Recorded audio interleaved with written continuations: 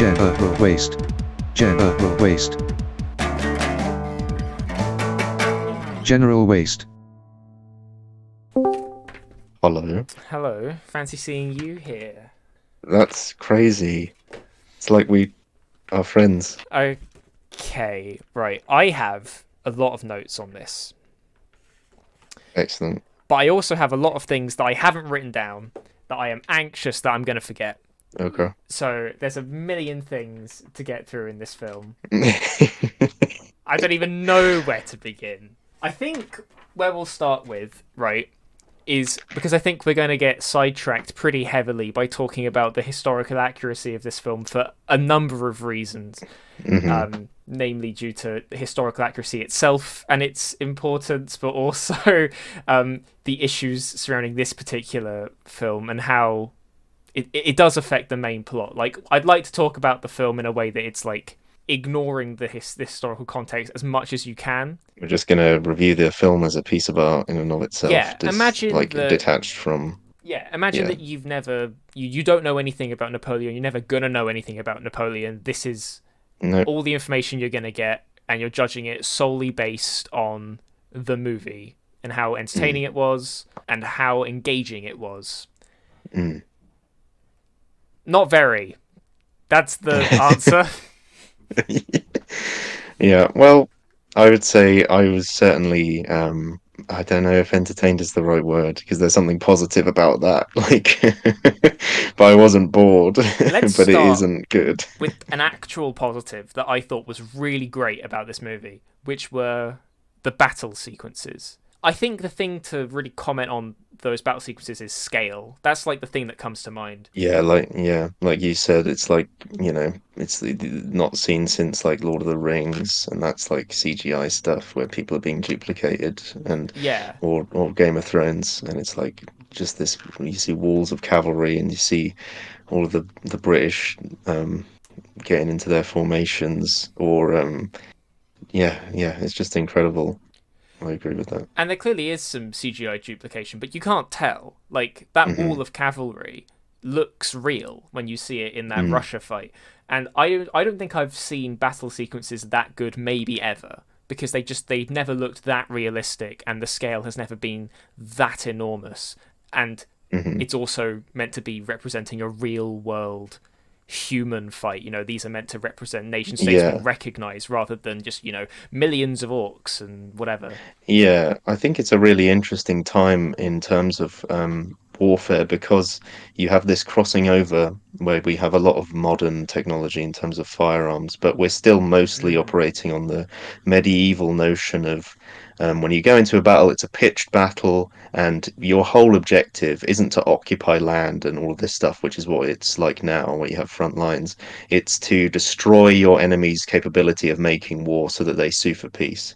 And that's like a really interesting point, like crossing over into more um, modern warfare that's sort of in the 20th century and the late 19th century.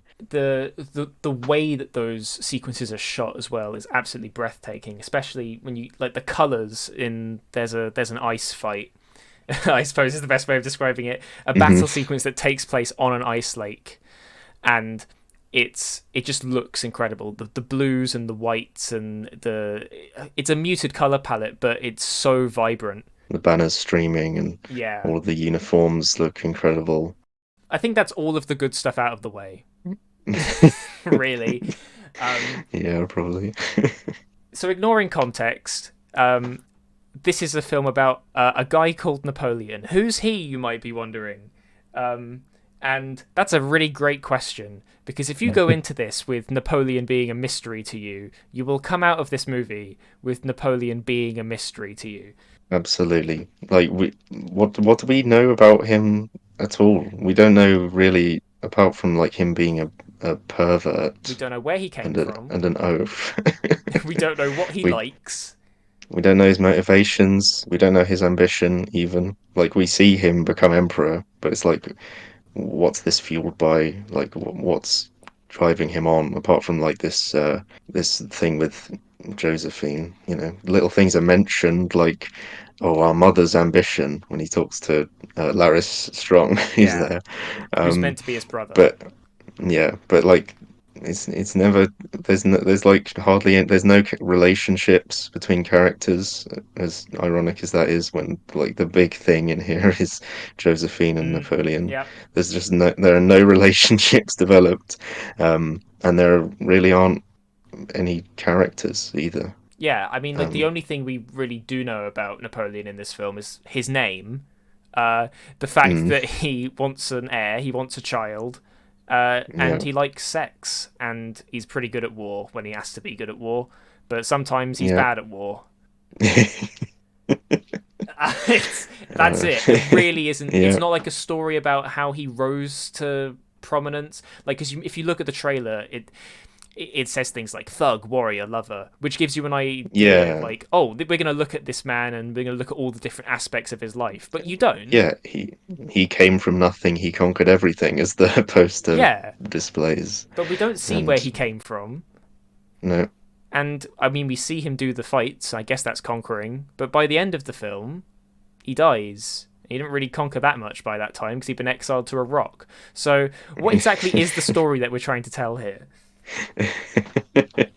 yeah, if it's the sort of film that maybe helps for your child's like primary school true or false quiz about the Napoleonic history of Yes, little sure. tidbits, little trivia things like, did you know that Napoleon did this and did that? And it's like, wow, that's really good. But yeah, anyway, detached from the history, it's just bollocks. And I've written, this is Joker. That's what I've written. This is this is in it's very terms of pertinent. Joaquin Phoenix's performance, Hmm. in terms In of terms of his casting yeah. as Joaquin Phoenix. I guess that's probably um, the good thing to talk about, devoid of any historical context, is the acting performances. I mean, Joaquin Phoenix is playing the Joker, and he doesn't really yeah, have a whole bunch to do, and that's probably why he's playing the Joker.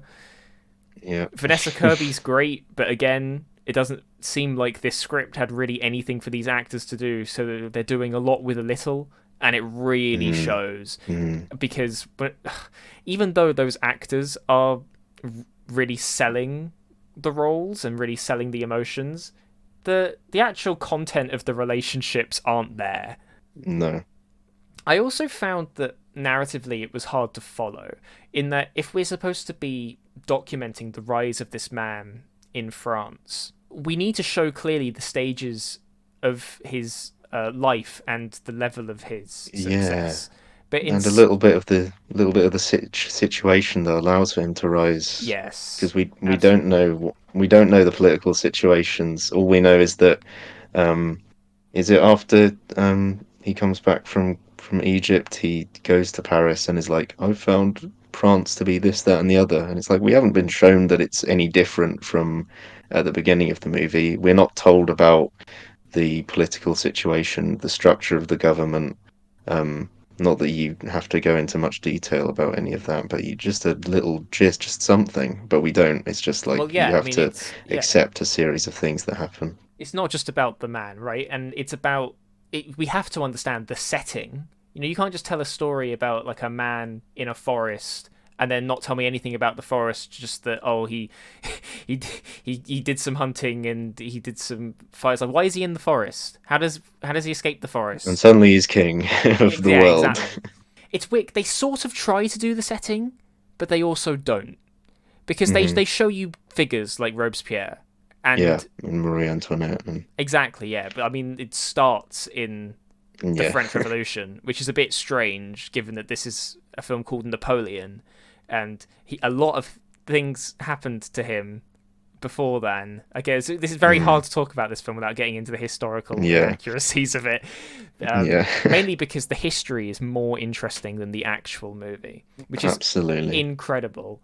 I have a bunch of quotes from Ridley Scott and one from Joaquin Phoenix. And I'm going to read these quotes, and they're going to be very helpful to sort of navigate around as we talk about the historical inaccuracies. Because I think to understand why this movie is so bad, you have to understand the mind of Ridley Scott. Referring to the cannons firing at the pyramids, he said, "I don't know if he did that, but it was a fast way of saying he took Egypt." I've done a lot of historical films. I find I'm reading a report of someone else's report 100 years after the event. So I wonder, how much do they romance and elaborate? How accurate is it?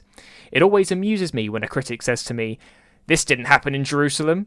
I say, "Were you there?" That's the fucking answer. What a wonderful attitude to have. Yeah. When I have issues with historians, I ask, "Excuse me, mate, were you there?" "No?" "Well, shut the fuck up then." Great. Historian Dan Snow took issue with the statement from the poster that said Napoleon came from nothing, saying his dad was in fact an aristocrat. The BBC presented Ridley Scott with negative reviews of the film to watch, to which he replied, "The French don't even like themselves," and said, "The audience I showed it to in Paris, they loved it." So, France owned, I suppose, yeah. And when the point was raised that Marie Antoinette famously had cropped hair for her execution, he said, "Get a life." Incredible. And I think that really shows you the thought process that went into making this film, which is a total disregard for history. Which is, and on one level, he's kind of correct, right? He's making a film. He's allowed to be as accurate as he likes. Yeah, and you have to fictionalize a little bit no matter what. Absolutely. If he wants to make it more interesting by changing some things, then not a problem. And, does it really matter that Marie Antoinette's hair wasn't cropped in the film, but we all know that it was? No, it doesn't matter. The get a life is kind of justified, and that's fine. Because those things are insignificant, and they don't actually matter. I'm not going to go into all of the things that are different with the film. That's mainly because it's impossible to do, and I'm not a Napoleon expert. But after having watched the film, and also beforehand, I've been doing a lot of research on Napoleon because I was finding the history really interesting. And what I'm going to read to you is a brief summary that I've made of the Middle East campaign that Napoleon led when he went to Egypt and other places in the Middle East. What actually happened was, on the way, he captured a naval base in Malta, losing only 3 men. He found the Rosetta Stone. He promised the Arabs that he respected Islam, but that was just a lie to get them on side. They ended up revolting against him, and he never fired a cannon into the pyramids, but there was a military conflict between the Ottomans and Napoleon's forces outside the pyramids, which would have been an epic backdrop for a battle. 11 days later, Sir Horatio Nelson, you might have heard of him, captured or destroyed all but 2 vessels of Napoleon's fleet. This resulted in Napoleon taking his 13,000 soldiers on land on a conquest through Ottoman coastal towns, which included the siege of Jaffa, which is really mental because there were messengers being decapitated and castrated with their heads being impaled on the walls of the city, and there was a bubonic plague epidemic in the aftermath, which was caused by poor hygiene in the French camps. It's pretty crazy stuff, and that's just one of the 6 different conquests that happened when he was marching his 13,000 soldiers across land. Napoleon also found out that many of the defenders of these cities were themselves Ottoman prisoners of war, so Napoleon ordered, it's believed, between 1,500 and 5,000 prisoners to be executed by bayonet or drowning, where men, women, and children were robbed and murdered for 3 days. And after all this conquest, many of his soldiers were ill with plague, so he marched them back to Egypt, ordered the ill soldiers be poisoned with opium, and when he did return, it's because France was politically unstable and there was a gap in the British Navy in the Mediterranean, and it was nothing to do with Josephine. In the film, he turns up, fires cannons at the pyramids, finds out Napoleon's wife is having an affair, and he looks at a mummy and leaves. Now, you don't have to show all of the events that I listed that historically happened, but wouldn't it be more interesting if you did? Yeah, wouldn't it be interesting, full stop, if you did? Yes. It's such a mental thing. He establishes the field of Egyptology. He the Rosetta Stone his men find, Yep. which is, in the British Museum now forever. Um, And is the entire uh, reason we're able to understand hieroglyphics. Like, it's a really mm, culturally relevant yeah, archaeological find. yeah, and just this film is it's confusingly. I'm not sure if it's pro or anti-Napoleon. It It's sort of neither. feels like it would go down quite well with the 1815 British public. Yes, But absolutely. It does look. This is a very English retelling, I feel. yeah, but you can show there's just so much missed out, and what we have is a compilation of little of pastiches of little bits and pieces that he did with no context, with no intrigue, with no information just presented Yeah. to us. And that political context is really key. Like, we sort of already brought it up, but again, trying to talk about it without referring to historical context is fucking impossible, because you sort of open with the French Revolution, and when you don't see the events that led to the French Revolution, you don't know why Napoleon's here. Because Hmm. if you know the history, you know that why he had to leave Corsica and how he ended up here at this very specific time, and why he seized the opportunity to take Toulon, and why he was the general in charge of taking Toulon as well, because all of the other military commanders at this time were either dead or they weren't very good. And that's why there was this sort of gap in the market for Napoleon to rise as a new military star. But again, we don't have any idea of this context. We don't really understand Napoleon to be an opportunist or a political opportunist. In fact, he doesn't seem to exhibit really any political savvy whatsoever, because whenever No, there's a none. political problem, he always gets around it by engaging the military. And sure, that happened sometimes. He's a very complex character in terms of what he did. Like, when I read there, like, he killed the Ottoman prisoners of war, which at the time it was considered a dark mark on Napoleon's reputation. And no one brings it up because it's not in the film. But he also did a lot of good things, and politically he was very involved. He was a proponent for peace. He tried to give the vote to all French citizens, and I think succeeded in doing that, but also happened to take away a lot of women's rights, and which the women's rights movement post revolution was very strong, because there was this idea that we could rebuild France and make it a more progressive place, because the revolution movement was a very left wing movement. Well, it established our terms left and right wing Yes. was that assembly. So And that assembly is really interesting as well, because that national convention has hard left and hard royalist proponents in there, and it's sort of meant to be this, like, well, we have to sort of balance and compromise between the two extremes, and that's sort of where Napoleon really fits, because he's able to take advantage of that situation and please both sides. Another thing that really motivated Napoleon in history was a rivalry with his brother Lucien, who we mentioned is in this movie, played by Larry Strong, but mm, he's what relationship does he have with him? yeah, just none. They share a little look after Lucian seemingly just improvs the line about running Napoleon through. They're like, oh, I don't know, I was just doing what I could, and that's about it. Is the cannons hitting the pyramids a big deal?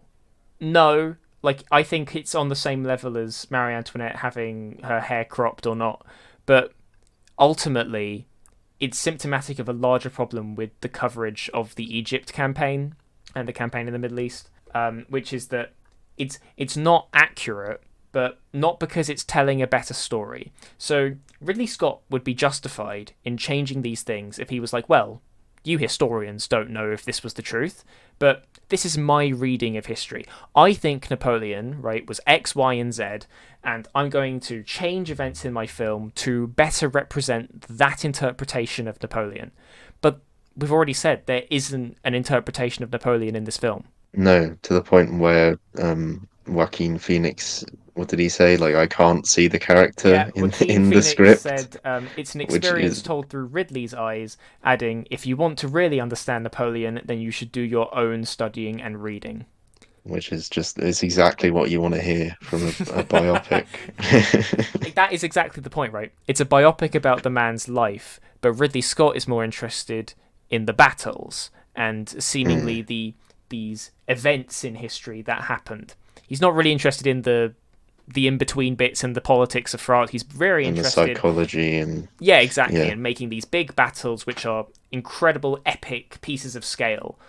But when you also find out that those battle sequences aren't even historically accurate, you start to wonder what the point of this film is. Because then when I found out that Napoleon never charged on cavalry, like he never rode on horseback, when I find out that Napoleon never fired cannons into the ice, which is a very significant in that Russia fight, I start to wonder, well, if none of this is accurate and none of this is informing a very specific interpretation that Ridley Scott wants to convey, then what is the point of this film? And ultimately, you're left with nothing. There is nothing. There is no point to this movie. I think I didn't know that. Yeah, it changes it a lot, doesn't it? Damn. There's I nothing. assumed that he would have really done his research on those, because that seemed like the thing he was interested in, right? Yeah. That would have seemed like the one thing he got right about this. But it's not accurate. I mean, it's still That's too great. much. It's still breathtaking. Hmm. But at what point do you stop calling this Napoleon and you start calling this some fictional Ridley Scott movie? You know, why are we using history at all when we're not using the historical context backdrop? You know, we're not using the politics of France as a setting, right? We're not doing that. We're not using any characters that existed because their personalities never explored, so they might as well be anyone. And we're not using accurate events. So why is this a historical film? It nothing. Yeah. It beggars belief. That's crazy. We also heard, didn't we, that Ridley Scott, he was asked, what do you want audience members to take away from this film? And he said spectacle. Yeah. And that's really telling, because I think I did come away with spectacle. There was a sense of awe looking at some of those sequences, and you know, the bit where that Russian city's on fire. Like, it looks incredible. And the spectacle was definitely there, but the history is really interesting. This could have been an incredible story, but Ridley Scott filmed this in 61 days, which is insane. He moved so quick to make this. And I think that kind of shows in the flow of this movie. That most of this movie is concerned with just quickly speeding through the Wikipedia of Napoleon and getting to the big battle sequences. Because the only extended scenes in this movie are the battle sequences. They're the only ones that last longer than 1 minute. Yeah. Every other scene is really short. I mean, I could talk for ages just about like really interesting things about Napoleon, like From the history. like when he was stationed in Italy and he lived in a palace, establishing himself like a king, being like, you have to come to me as the person who's in charge, and if you want to get anything from the military and if you want to talk to essentially the person in charge of France, you have to talk to me. But when he went back to his masters at the convention, he didn't dress in any of the regal clothes that he was wearing in his palace in Italy. He was instead, you know, dressed in civilian clothing, showing that he's really playing two sides politically. He's playing a political game. But and that's the sort of political savvy that would have been really interesting to delve into. We get none of his political savvy. We get his military genius and the fact that he wins a few of the battles in here. But what we don't see is him establishing a relationship with his armies, because he was very Yes. praising of them. He would invite them in if they were cold at night, invite them into his tent for a bit. Like, there's a reason why no one fired on him in that Yes. last scene, but That's so incredible. we just don't see it. We just don't see it at all. We get one shot of him breaking up a bit of bread and Yep. handing it to some people, and that's literally it. That is really interesting as well, right? That the fact that the higher ups in France basically was like, Napoleon is a criminal. If you see him, you have to shoot him or take him to us. And he was spotted a lot when he came back to France, and no soldier fired on him. No one took him in, and that's because he was so beloved even after the failed campaign in Russia. Yeah. And you never get an idea of the popularity of Napoleon at this time, and the reason why he was able to become the emperor. I was watching the film, and I've written in my notes something like, he's already first consul, because it just happens off screen, and he turns up, and one day he's already the emperor. You never understand why he was able to take on that position, and the reason was because people were willing to embrace an authoritarian regime, a law and order regime, after the revolution. But again, we don't explore the politics of the revolution. They were willing to take it from Napoleon because he was seen to have basically had nothing but successes in his career. It's very upsetting when you, like, because you were just saying that you were finding out about his history in Corsica and how interesting it is and how much it informs the making of him. That's a whole movie, that's a whole season of television right there. And it's like we skip straight to Marie Antoinette being executed, and it's like that's such an unexplored and interesting, like, House of the Dragon, Game of Thrones style politicking going on in Corsica.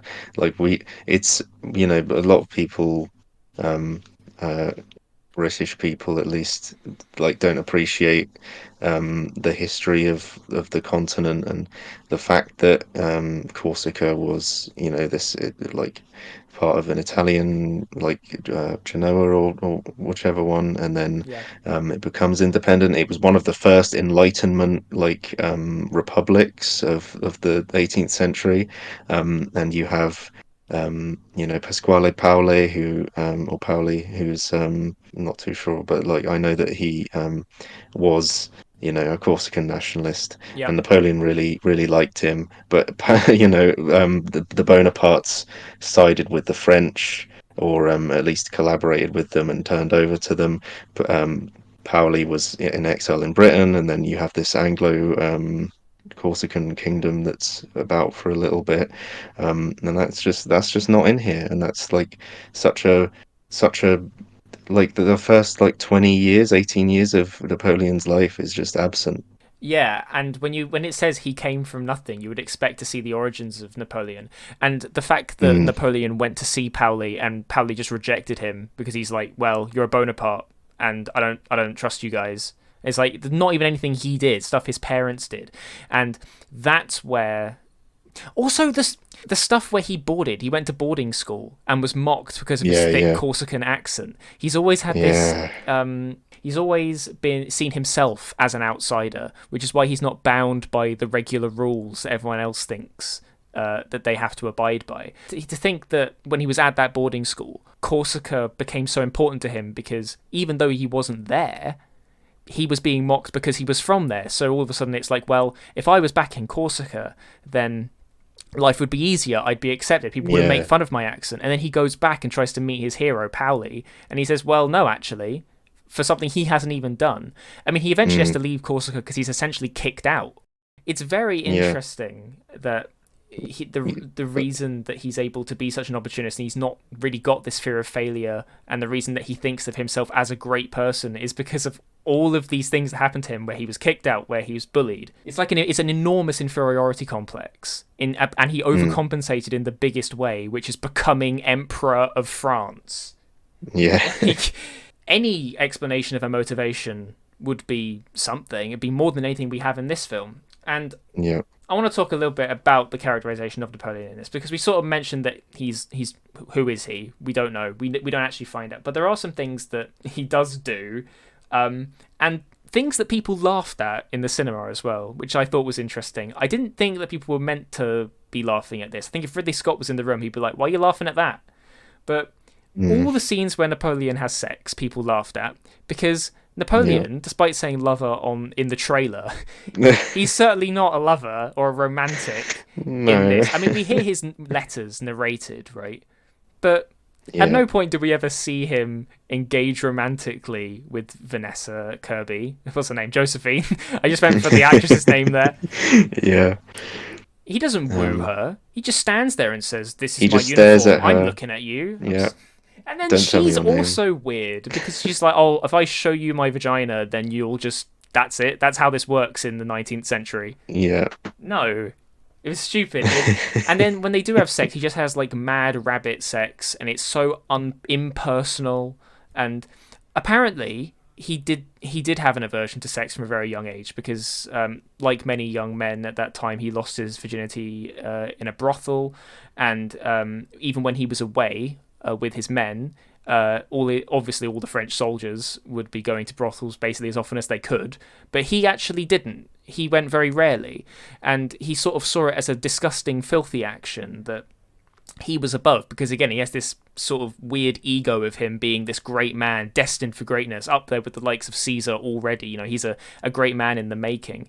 And so whilst I understand that maybe that's what Ridley Scott took as the source material, he's meant to be a deep romantic. His love letters definitely reflect that. And with Joséphine, he would probably be a bit gentler than... Like, if that was shown to be a difference in the way he had sex with Joséphine and the prostitute, then it makes sense. But he's just such an impersonal character in this. Yeah. He is the Joker. That's it. He is the Joker. He's this weird incel who's strangely like methodical and logical and pragmatic, and that's why he's really good at military and able to rise up in power.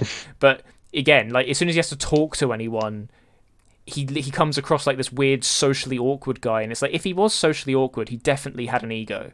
Like he wasn't timid. Yeah. Oh man. That sequence with the mummy is a bit weird, isn't it? What's going on there? Yeah, he gets people to open it. He gets a box because he's short. Because he's short. And he has a look, puts his hat on top of the sarcophagus, and has a listen. I think, and that's it. That's meant to be Cleopatra, but that's never explained, obviously, right? Like because the archaeological finds of this time aren't shown in the film. But I know that he did find Cleopatra, but is that what that's meant to be? Perhaps. The purpose of the scene is really weird, in that it's non-existent. Yeah. But it's one of the longer ones. Yeah, it does drag. It feels like, oh, what's this? Napoleon is basically responsible for the modern field of Egyptology. I'll represent that with this little thing. We'll make something up. But also, and do this. The people watching him do that are like, that's a bit weird, mate. Yeah, they're like grossed out. They're not thinking it's normal, and this is. I don't even need to explain why it's stupid. Is any person like shown to have any reverence of Napoleon in this whole film, apart from Nameless Soldier number 1, 2, and 3? I mean, I guess the people when he comes back and he's like, "Friends, I'm back, and you should join me," and they do. That's supposed to represent how the people love him and his men love him. But there's no building up to that. It just happens. That's the problem with that scene, is that contextually we don't know what the status quo is. We don't know beforehand whether or not the soldiers are likely to shoot him or not shoot him. True. Which is why the speech doesn't make sense. If, for example, we thought that the men were going to shoot him, maybe because of they didn't feel they had a great allegiance to Napoleon or whatever, or big fear of the punishment from their commanders, and then Napoleon's speech was so good that it convinced them, which wouldn't be historically accurate because apparently Napoleon was a bad public speaker, but let's say if that were to happen, then that's actually a story. That's a scene that has circumstances that we understand and relationships we can interpret. But what actually happens is he just turns up, he gives like a nothing speech, and they like him. So you're left thinking, going, well, were they going to shoot him before the speech? Did the speech make any difference? Because me, with my understanding of the history, I'm going, well, they clearly respect him. The speech isn't very good because he's not very good at giving speeches, but it doesn't matter because the speech is immaterial, right, to the understanding of the scene. We know before he even gives the speech that they're going to side with him. That's what I've interpreted the scene. When you actually look at what happens in the scene, that's not what happens, because they are going to shoot him, he gives the speech, which is bad, and then they don't shoot him. I think there's a lot of things that just don't operate on a very fundamental level, because if you take away all of the history, this isn't a movie. No. This was filmed in 61 days, and there is a 4-hour cut out there somewhere. Ridley Scott has a 4-hour cut of this film, which sounds like hell. Like yeah, like you said, it's like it's not gonna fill gaps. It's just gonna No. produce. It's just gonna be more scenes in the compilation for another hour and a half. Oh gosh. So Ridley Scott said that he was going to release this on Apple TV Plus, this 4-hour cut, but he has since stopped saying that, and I think that's because an Apple exec said, "Stop saying that. We do not want the 4-hour cut on this on our site." The reviews are not good for this film. It's got a lot of heat for being historically inaccurate, and like I said, small historical inaccuracies are passable. Of course they are. We don't care if the tablecloths are made from a cloth that was around in that century or not. It doesn't matter. Yeah. Those things are irrelevant and you can overlook them. If you were going to change the events in this story to reinforce a very specific reading of history, that I come away from this movie with that understanding, with the desired interpretation that Ridley Scott wanted, then sure, I don't mind that. That's the premise that films like Jojo Rabbit exist on. That's the premise that films like Downfall exist on. He didn't do that with this film. So you end up coming away with this movie going, well, who was Napoleon? And that's why there's a big title card at the end with some text that says, Napoleon led these battles, then lists the battles, and then lists the number of dead next to them. The number of French dead. And because no other commander in history has led men to their deaths. It was a very particular thing. It's so odd, because some of those campaigns, there were a lot of French dead, sure, like Toulon, but they were successes. And they're listed on the same slide as Waterloo. Yeah. And all it says, it just gives a total number of people dead. And I'm supposed to go, a lot of people died as a result of all them wars. But that's it, is it? Napoleon was bad because he killed a lot of people, or was involved in the events that killed a lot of people. Yeah. But not all of those were bad. Some of those were good. A lot of those consolidated peace. In fact, if we actually look at a proper reading of what happened, he was a force for peace, and the Austrians and the Russians betrayed him because the English gave them a lot of money and a lot of security promises. He was betrayed. So there's a very sympathetic reading of history towards Napoleon. Betrayed, and he kept forgiving him. He kept being like, it's all right, Austria, we can do it again. And then it just kept on happening. It's not like Napoleon, in some sense, is like the last possible European Caesar or Alexander the Great, but he's also like he does want peace, at least at certain times, in certain ways. He has ideals. He's a real human person, funnily enough, in real life. That's crazy, isn't it? Because I always assumed that when I was imagining the interactions between Napoleon and British admirals, that Napoleon would scream in their face something like, "You think you're so clever because you have boats." Oh my god. It's pathetic. Yeah. And people laughed at that, and I thought Ridley Scott was not expecting people to laugh at that, for sure. And I think this movie fails on all kinds of historical levels, but just based on the character of who is he, who am I supposed to understand him to be, it's nothing. It's really nothing. In fact, it's hard to think of a movie that would have accomplished less in terms of explaining who Napoleon was. Because what we've talked about is a lot of the politics surrounding it. What did Napoleon represent? What did he do? Was he a force of peace? What was the geopolitical setup in France? But the movie isn't about that, as we've discussed. But what is the movie about?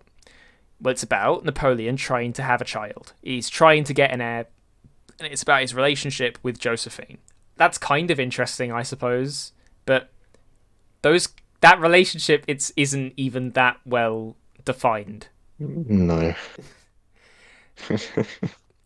I think that this is undoubtedly a thumbs down for me. Yeah. There is nothing absolutely. in this. There was another quote from Ridley Scott, and I think it's a great one to end on. He, in response to being asked if he's going to retire anytime soon, because he's like 95 or whatever, he's like really old, he said, "Since Martin Scorsese started Killers of the Flower Moon, I've made 4 films. No, I don't think about it. I get up in the morning and say, ah, great, another day of stress. And I would rather watch Killers of the Flower Moon, which is a relentlessly bleak movie with a questionable message, rather than this. Yeah. We see Napoleon at the end of that movie. He's talking to those girls, and then he dies, and he just slumps in his chair, and that's pretty much how I feel. Exhausted, disappointed. Yeah. I feel like I could die at any moment talking about this. Yeah. It's so upsetting because it should be such an easy film to make. You don't even have to make anything up, but he's changed history and made a worse film. I don't get it. I don't get how he does it. No, yeah, it's astonishing. It's very incredibly unique and individual in that way. I'm trying to think of why you would want to go see this movie. And I suppose if you want to see the battle sequences and go and see that for that. If you don't know about Napoleon, if you don't want to know about Napoleon, then this would be a great film to watch. But if you know anything, then this is going to hurt you. If you like good films, then this is going to annoy you. If you want to watch this and then find out about Napoleon, this is going to annoy you. It's if you already know about Napoleon, it's gonna annoy you. Like who would like this? Apart from people seemingly lots of people. Is that true? I mean, well, okay. I don't know about the real human beings, but like, the reviews are generally positive. That's because it looks great. And because it's a Ridley Scott movie, yeah. What I have understood is that it's received rave reviews from English critics, but the French critics, apparently French audiences really don't like the film, despite Ridley Scott saying that Paris reception really liked it. Apparently in France this is going down like a lead balloon, which does not surprise me. No surprise, no. Because it's a pathetic reading of history. The little bit of reading I did on this film informed me more than anything I could have taken away from the movie, which is astonishing given that he's the one who made it. He must have thought about Napoleon before making the movie, right? But why would you decide to make this if you weren't interested in what actually happened? That's what's curious to me. What have I got here? Is there any like random notes on here that I should say? Well, that was a joke I wrote down. I wrote there's a cameo in here, the fly from Breaking Bad, because when he's in fucking whatever, there's a fly that lands on the thing, and that was gonna be I was gonna work that into a joke, but I'm so pissed off that that will have to do, I suppose. Yeah, there is nothing more to say. Nothing. Well, what do we do next? That's the real question. How do you top this? I don't know. Wonka's coming out in a couple of weeks. Well, luckily, that can't be a historically inaccurate movie. True. Very true. But it can be outstandingly annoying and relentlessly painful. So...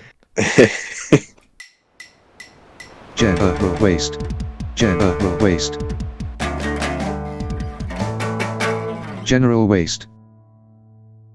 Alright, I'm going to read out a bunch of things I have in my notes, and then I'll work them into the correct section. What else do we have? He hums and stamps his feet for sex and makes goldfish noises. Great. Just excellent. I mean, that's character development. That's characterization if I've ever seen it. He gets mad at Vanessa Kirby for not being able to give him a child, and he has a food fight with her, with a lot of other people at the table. And it's just a really awkward scene that doesn't tell you anything about their relationship.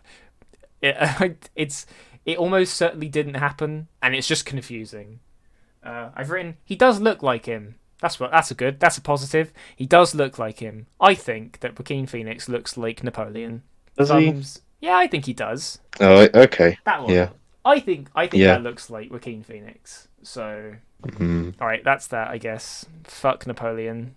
Sweet.